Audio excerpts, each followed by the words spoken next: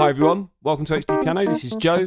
Today, Ode to Joy from Beethoven's Ninth Symphony. This is written in 1824, and this is segments of arranged by our very own Luke Fehring, obviously composed by Ludwig van Beethoven. This is the chorale theme. 1, 2, 3, 4.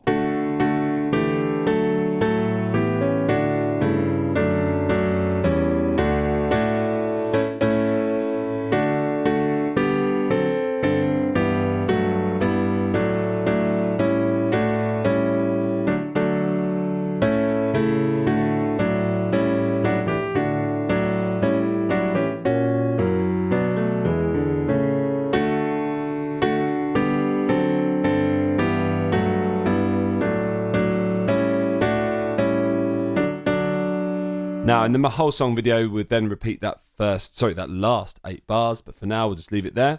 This is in the key of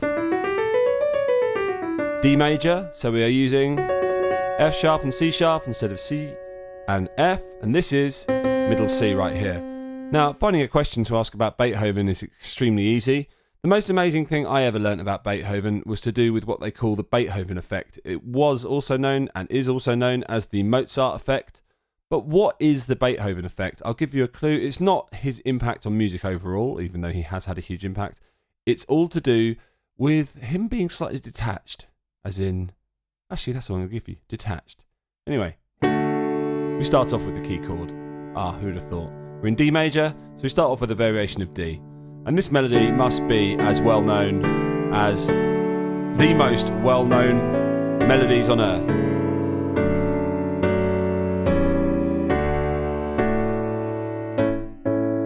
I imagine there are certain corners of the world which aren't as familiar as others, but certainly in the corner of the world that I'm in, many more people will know this than not.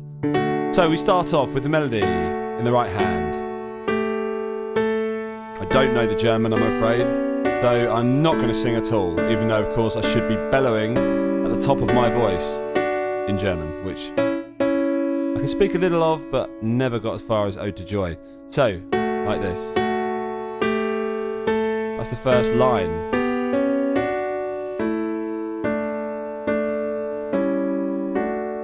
Now we're going into these bars individually. Let's start off now with bar 1. Finger 3 in the left hand on D, and then 6th on A. 1, 2, 3, 4. So stepping up with the upper harmony in the left hand. 1, 2, 3, 4, and in the right hand. Again, 1. The rhythm is not going to be the issue here, but nothing's really the issue, it's just beautifully voiced. And that means the way that the notes have been arranged in terms of their harmony. Then we come to the next bar, which we have an octave of A here in the right hand. 1, 2, and 3, 4. So finally some 8th notes. 1, 2, and 3, 4. That finger 5 and 3 is extremely useful. 1, 2, 3, 4. In the left hand.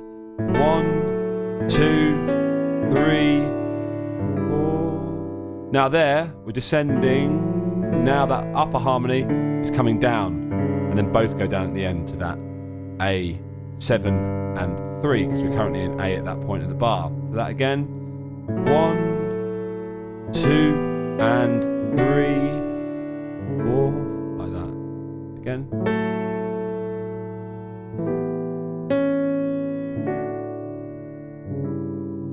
The way I was doing the fingers in the left hand, I was just going like this, down, then 5 and 2, and then 3 and 5, like that.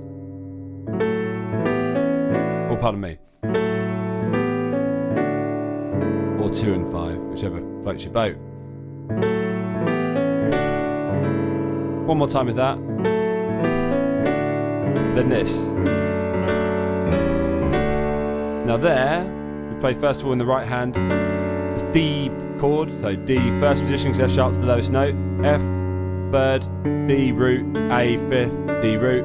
1, 2, and then we just change the D in the bass to an F sharp. 1, 2, like that.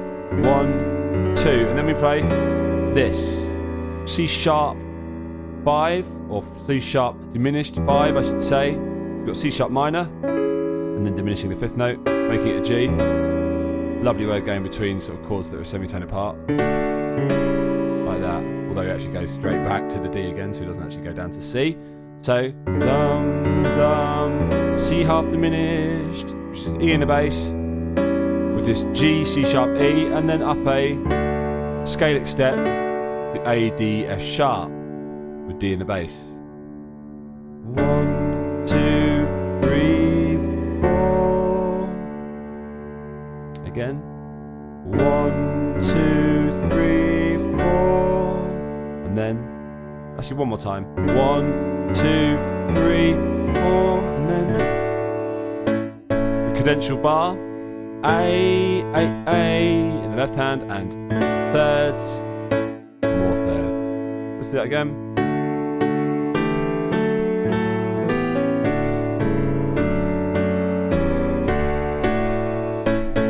Then this.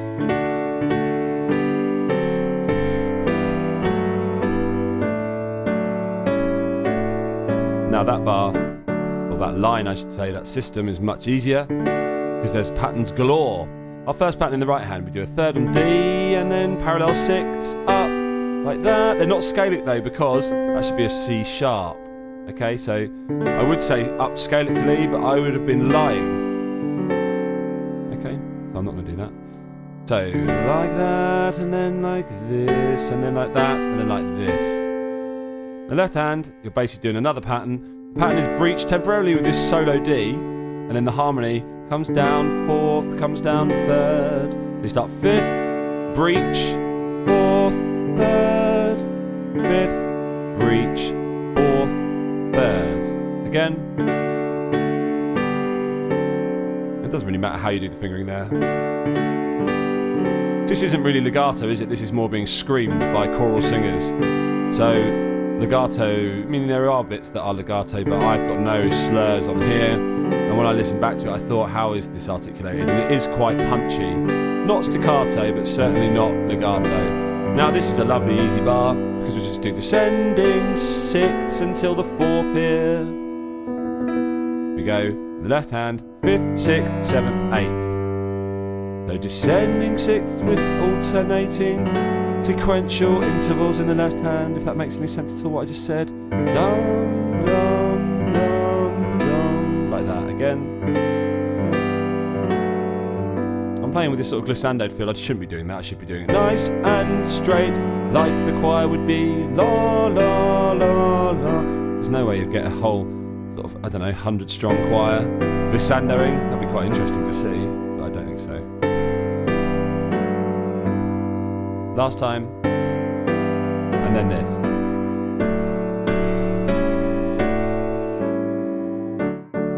So again, the melody: A fourth, C sharp third, D third, C sharp third, A fourth, A fourth.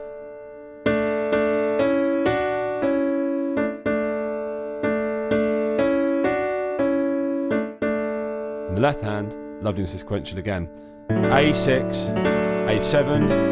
A octave, A7, and then D third.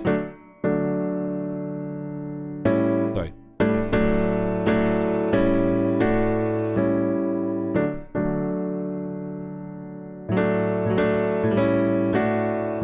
Now, some of you might be thinking that should be the end of the video. Well, I did think about doing that, but the next bit has this section, which we're going to hear now.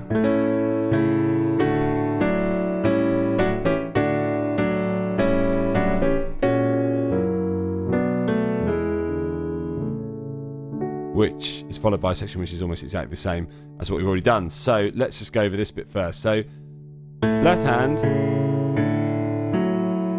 not such an easy pattern to spot, but octave, all intervals of A octave, A third, A fourth, A sixth, A octave, third, fourth, sixth. And the right hand, finger 4 and 2 on this C sharp third. And then you can have the rest of your hand to play all that. Fifth on A, sixth on A, unison D. I'm talking about the right hand, of course. Like that. Last time. Then we move into this.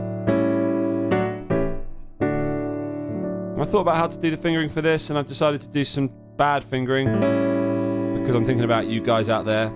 1 and 3 on C sharp and E, and then 4 and 2, 5 and 1, 4 and 2, 2, like that. Just like that. Okay? On the left hand, A7, A6. You could say A5th, but you don't play the A again, you hold it, and then A4. And then A6. So there, 7, 6, 5-ish, 4, 6. The only breach in the pattern there is, yes, 5-ish you could say, but 5 really is sustained with an A that's holding from the previous quaver, and the 6 is a breach. Okay, so we go from 4 to 6. But think about those patterns, they help in this piece. Again. Again. Again. Last time. And then you basically do the same thing again for the first half of the bar, but when you play a C sharp 4 instead of a D3. And you wonder why, and you're like, oh yeah, because Beethoven is an absolute genius. And he just knows that A6 takes it so beautifully. Like one note to that amazing F sharp major first inversion. I love looking at Beethoven scores and gushing over them. Look at that. So clever. So effortlessly fluid. Of course, I should take my hat off to our arranger, Luke, here, because he's just listened to the symphony and come up with this arrangement. So maybe he deserves some plaudits. Not the entire plaudits, because of course Beethoven gets nearly all that. So there we go, that's what we're doing. Same thing again in the right hand apart from this 4th on C sharp.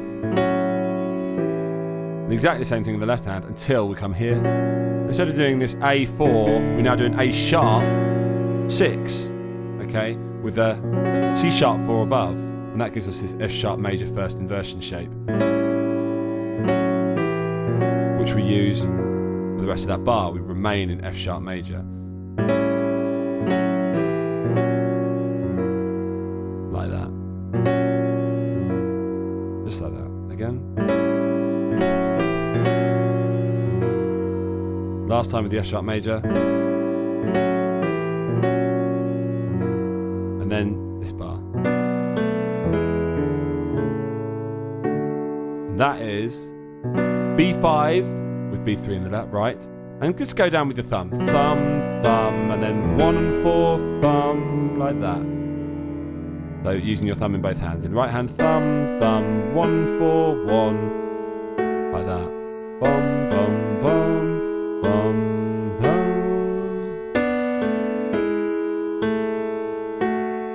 Both hands.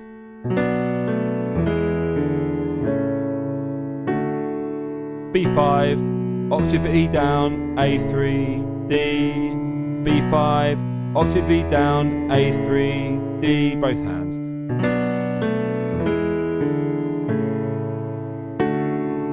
Again. Again. Last time. And then this. Which is very similar to what we did on line 2, so bars 4, 5 and 6. Sorry, 5, 6, 7, 8 of this. We hang on from our previous bar we just ended, and on beat 2 we go 1 and then 2, 3, just like we did before, and then just like we did before here as well, and then just like we did here before, and there, and there, and there, apart from this time just D's. It's exactly the same apart from when we come into the bar, so sorry, pardon me. 1, 1, 2, 3, 4, 1, 2, 3, 4, 1, 2, 3, 4, 1. Okay, one more time just showing you that entrance. So from the B minor, sorry, the D minor I should say,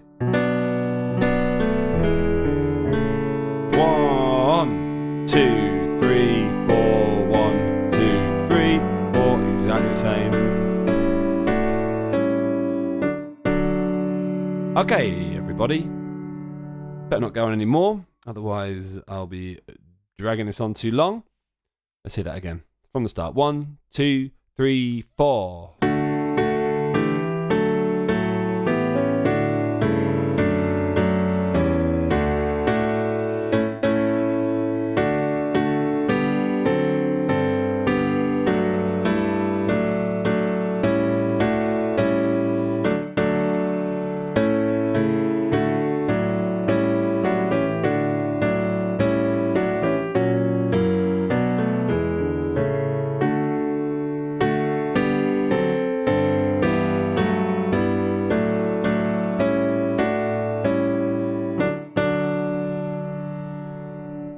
Okay, everybody, and of course, you repeat that last 8 bars, the second half of the video, and then you go into the next bit, which is the quiet bit.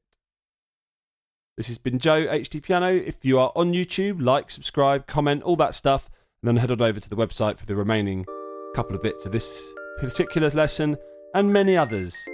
Not sure like it. I'm actually not familiar with how much Beethoven we got on the library. I know I played some in the classical side, which is worth checking out.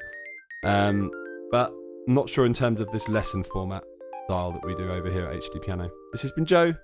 Cheers for now.